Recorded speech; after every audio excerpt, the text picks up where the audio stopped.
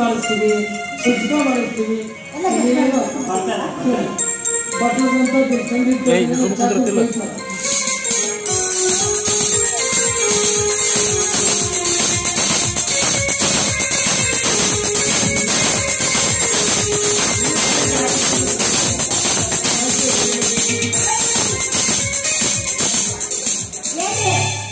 ಏನಿಲ್ಲ ಏನಿಲ್ಲ ಏನೇ ಎಷ್ಟು ಬಂದಿದ್ದಾರೆ ಕುರ್ಚಿ ಬಿಟ್ಕೊಡ್ಬೇಕಂತ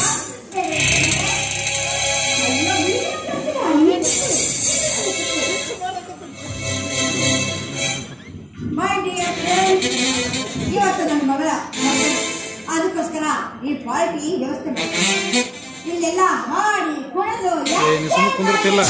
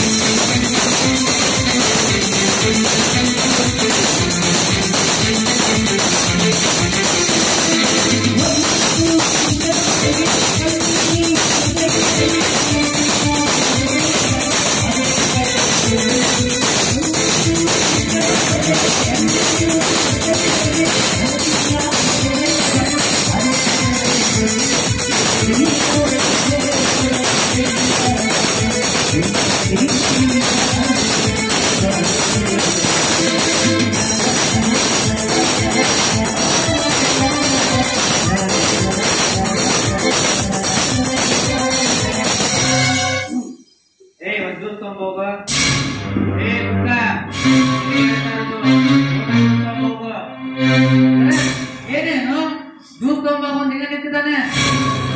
ಯಾರೇನ ಅವರು? ನಮ್ಮ ಮನೆ ಕೆಲಸ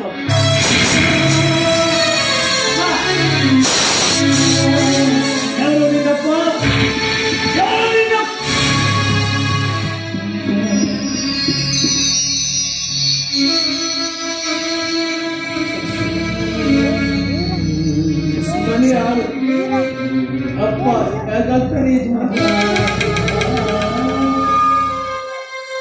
ಶ್ರೀಮಂತರು ಹಣ ಕಾಯ್ದುಕೊಂಡರೆ ಬಡವರು ತನ್ನ ಮಾನ ಕಾಯ್ದುಕೊಳ್ಳುತ್ತಾರೆ.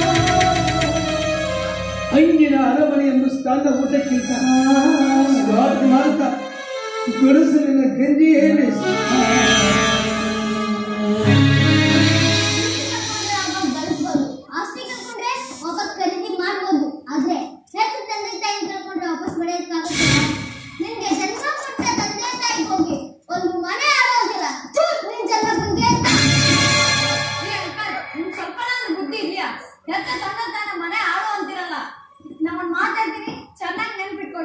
ಜಗತ್ತಲ್ಲಿ ದುಡ್ಡು ಕೊಟ್ರೆ ಏನ್ ಬೇಕಾದ್ರೂ ಸಿಗುತ್ತೆ. ಆದ್ರೆ ದುಡ್ಡು ಕೊಟ್ರೆ ತಂದೆ ತಾಯಿ ಪ್ರೀತಿ ಸಿಗಲ್ಲ. ತಂದೆ ತಾಯಿ ಪ್ರೀತಿ ಬೇಕಾದ್ರೆ ಇನ್ನೊಂದು ಜನ್ಮನೇ ಎತ್ತಿ ಬರ್ಬೇಕು. ಇದನ್ನ ನೀವು ತಲೆಯಲ್ಲಿ ಇಟ್ಕೊಳ್ಳಿ.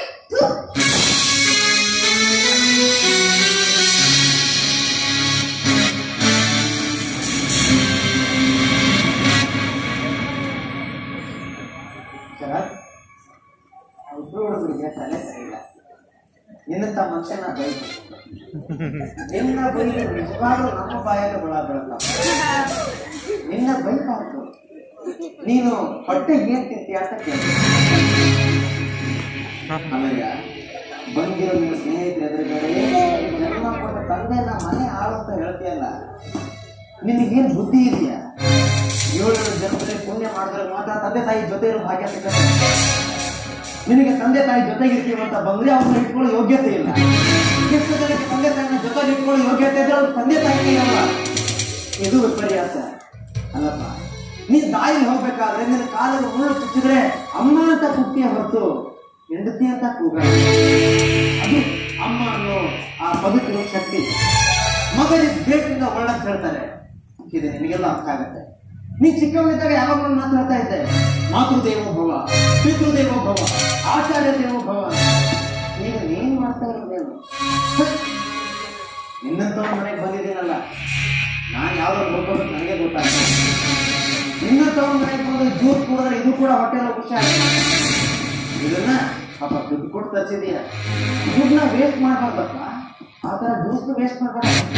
ಇದನ್ನ ನೀನು ನಿನ್ನ ಪ್ರೀತಿ ಹೆಂಡತಿ ಇಬ್ರು ಕೂತ್ಕೊಂಡು ಚೆನ್ನಾಗಿ ಕುಡೀರಿ. ಗುಡ್ ಬಾಯ್.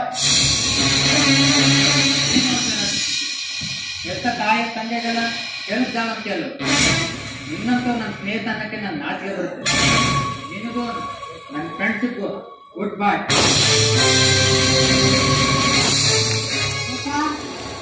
ಈ ಬೇಸ್ಕೊಳ್ಳೋದಿಲ್ಲ. ಯಾರು ಕರ್ಸಿದ್ರು?